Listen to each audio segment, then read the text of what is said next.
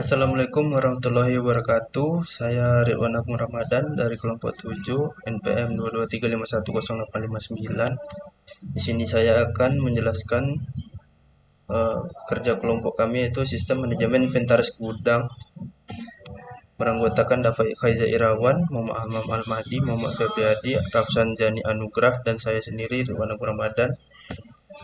Di sini ada tujuan proyek, yaitu membangun sistem manajemen inventaris yang mampu mendukung proses restocking dengan akurasi dan efisiensi tinggi, menyediakan termuka pengguna yang intuitif untuk mengakses data stok, laporan inventaris, dan notifikasi restocking. Selanjutnya, mengoptimalkan proses pengambilan barang dan penyimpanan ulang di gudang melalui sistem yang terintegrasi. Untuk timelinenya itu pertama perencanaan pengumpulan persyaratan dan desain awal. Minggu pertama itu minggu kedua dan ketiga pengembangan termuka pengguna dan API backend untuk fitur dasar. Minggu keempat implementasi fitur pelacakan stok, restocking alert, dan penyimpanan data. Untuk minggu kelima pengujian debugging dan perbaikan tampilan termuka. Untuk minggu keenam pengujian final, deployment, dan pelatihan pengguna.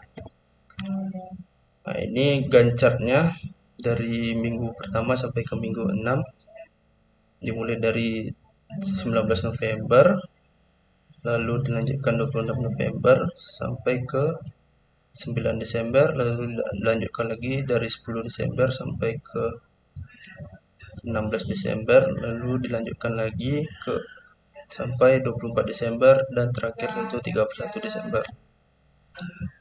Untuk budgetingnya ada dokumentasi dan pelatihan yaitu sebesar 2 juta, infrastruktur server yaitu 5 juta, pengembangan sistem yaitu 15 juta, testing dan deployment yaitu 3 juta. Yang diawali dengan project initiation. Di dalam project initiation ini ada kebutuhan non-fungsional. Sistem harus mampu mengelola data barang, jadi barang, nama, kategori, jumlah stok, dan lain-lain. Sistem harus dapat memonitor stok secara real time dan memberikan notifikasi saat stok barang di bawah ambang batas. Sistem juga harus menyediakan fitur pencatatan transaksi masuk dan keluar barang. Sistem harus memiliki dashboard yang menampilkan laporan stok, histori transaksi, dan analisis penggunaan barang. Selanjutnya ada keamanan, reliabilitas, kinerja, dan kemudahan pengguna. Untuk keamanan, sistem harus menyediakan mekanisme keamanan seperti autentikasi dan otorisasi pengguna. Untuk reliabilitas, sistem harus stabil dan memiliki uptime tinggi untuk mengurangi risiko gangguan. Untuk bagian kinerja, sistem harus mampu menangani permintaan data dalam waktu yang cepat dan responsif.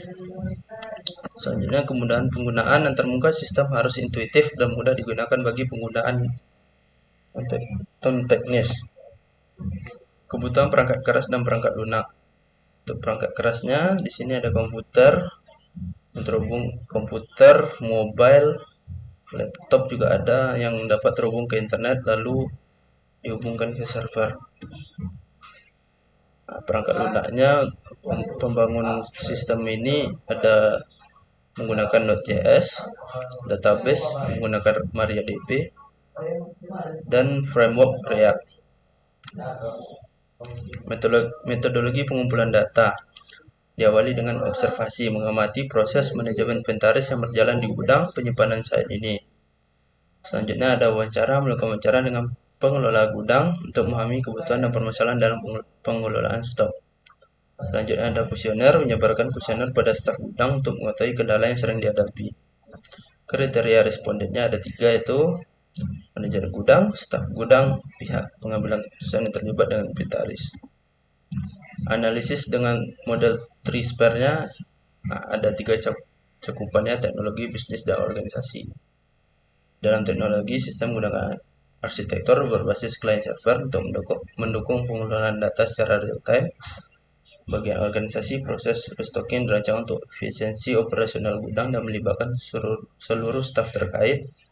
Untuk bagian bisnisnya, sistem diharapkan mampu meningkatkan efisiensi distribusi dan mengurangi risiko kekurangan stok yang dapat mempengaruhi pendapatan. Yang selanjutnya ada project planning. Di sini mulai disusunlah plan-plannya, yaitu rencana dalam mengelola sistem inventaris gudang ini. Dimulai dengan desain basis data. Untuk barang ada ID, nama, kategori, stok, ambang batas.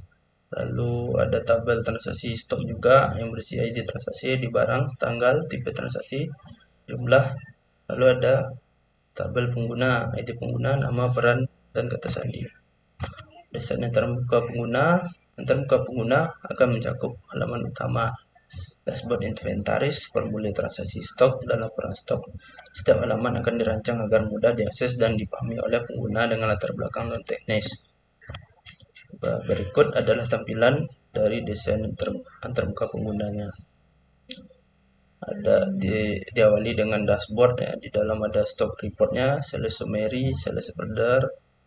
Untuk tampilan profilnya ada namanya dan statusnya sebagai admin atau pengguna.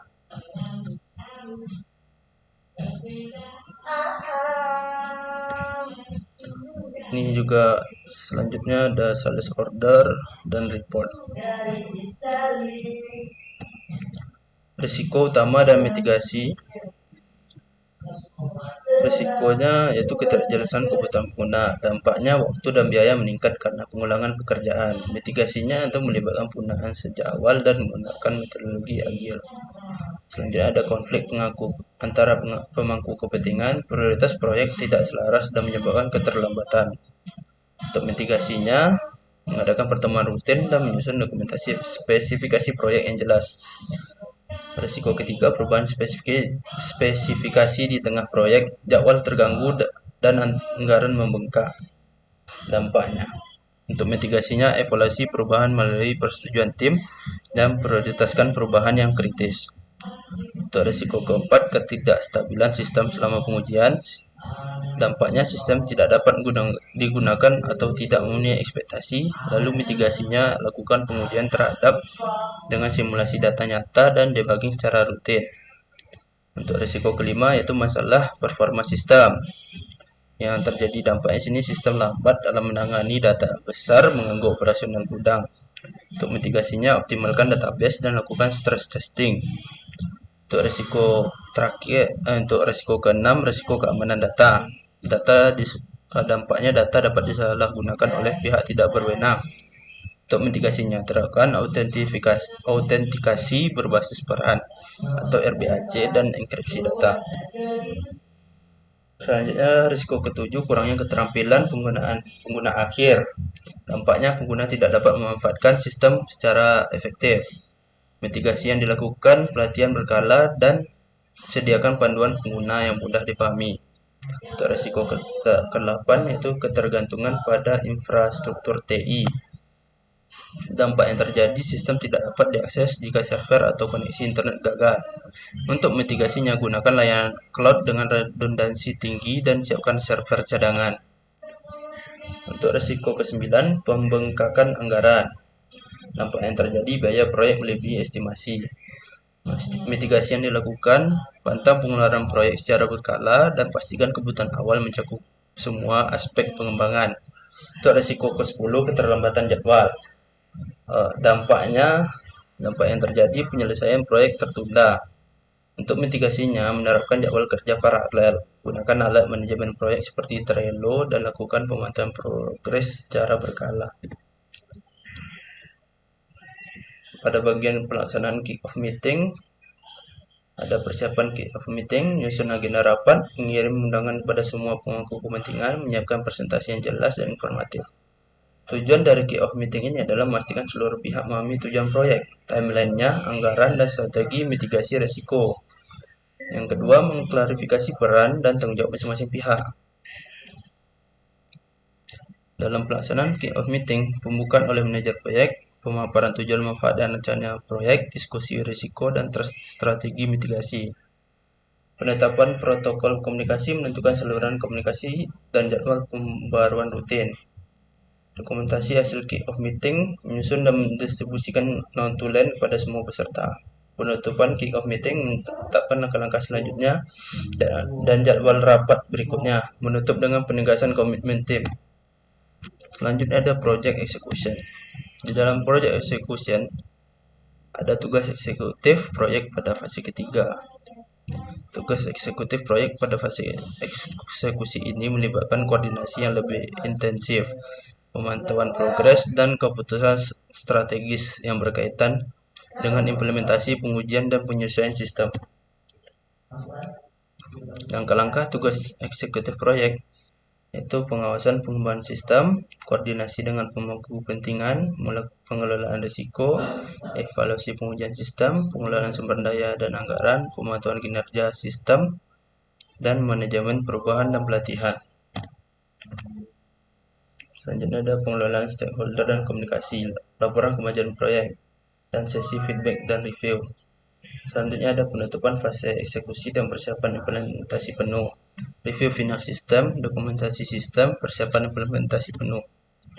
Menjamin kejelasan sistem, gunakan laporan rutin dan pertemuan tim untuk memantau kemajuan, siapkan dokumentasi dan pelatihan untuk pengguna akhir, pastikan dokumen teknis lengkap dan mudah dipahami, identifikasi risiko dan buat rencana mitigasi. Selanjutnya ada pengadaan sumber daya, beli perangkat keras dan perangkat lunak yang sesuai, rekrut personel dengan keahlian yang diperlukan, pasang infrastruktur jaringan yang mendukung sistem, siapkan dukungan teknis untuk pemeliharaan. Manajemen alokasi sumber daya, alokasikan tugas sesuai keahlian dan pantau kinerja tim, pastikan perangkat keras dan perangkat lunak tersedia tepat waktu, kelola anggaran dan alokasi sumber daya dengan efisien, pastikan jaringan berfungsi dengan baik untuk kelancaran sistem. Implementasi dan manajemen kualitas, penetapan standar kualitas, tentukan kriteria kualitas yang jelas, buat metrik untuk mengevaluasi kinerja sistem. Ujian sistem, lakukan uji coba untuk mengevaluasi fungsionalitas dan ketahanan sistem. Uji kompatibilitas dengan perangkat yang digunakan di gudang. Pastikan keamanan sistem dengan uji penetrasi. Pelatihan dan dokumentasi, berikan pelatihan untuk staf agar dapat menggunakan sistem secara efektif. Susun dokumentasi pengguna dan teknis yang lengkap. Lakukan simulasi untuk mempersiapkan staf menghadapi situasi nyata. Pengawasan dan pemantauan kinerja, pantau kinerja sistem secara real time dan tidak lanjuti umpan balik pengguna. Lakukan audit kualitas untuk perbaikan berkelanjutan. Review kualitas, lakukan evaluasi menyeluruh terhadap implementasi sistem, buat laporan yang mencakup temuan pengujian, pelatihan, dan umpan balik. Identifikasi perubahan, penilaian dampak, penyusunan rencana perubahan, proses persetujuan perubahan.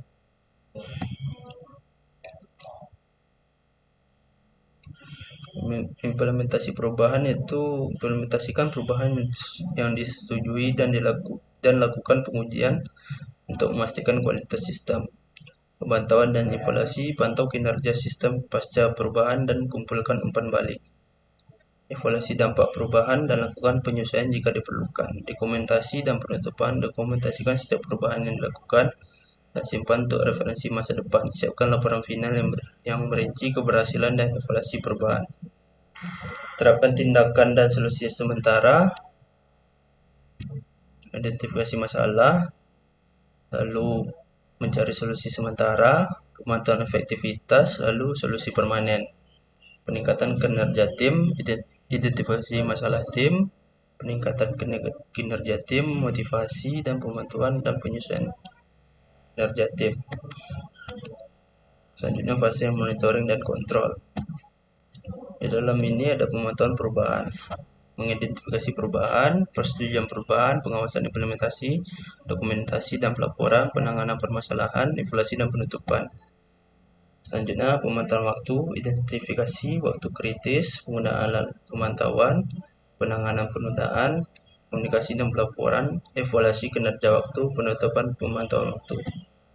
Selanjutnya ada pemantauan biaya, mengidentifikasi biaya, alat pemantauan, analisis varian, tindakan korektif, laporan biaya, dan penutupan. Selanjutnya ada pemantauan kualitas, kriteria kualitas, pengujian kualitas, evaluasi pengujian, tindakan perbaikan, pemantauan berkelanjutan, laporan kualitas. Selanjutnya ada pemantauan sumber daya, identifikasi sumber daya, pemantauan penggunaan, ketersediaan dan kendala, pengelolaan kendala, pelaporan, pemeliharaan. Selanjutnya ada pemantauan risiko, identifikasi dan penilaian risiko awal, evaluasi kembali dan prioritaskan risiko yang ada berdasarkan kemungkinan dan dampaknya. pemetaan risiko secara berkala, tindakan respon risiko, pemetaan efektivitas tindakan, laporan dan komunikasi risiko, evaluasi dan penyesuaian rencana. Selanjutnya ada fase project closure. Tujuan proses penutupan yaitu menyelesaikan kontrak dan kewajiban dengan pihak ketiga, menyelesaikan administrasi proyek dan mendokumentasikan semua dokumen penting, mengevaluasi apakah manfaat proyek tercapai, mencatat pekerjaan yang dipetik untuk perbaikan di masa depan.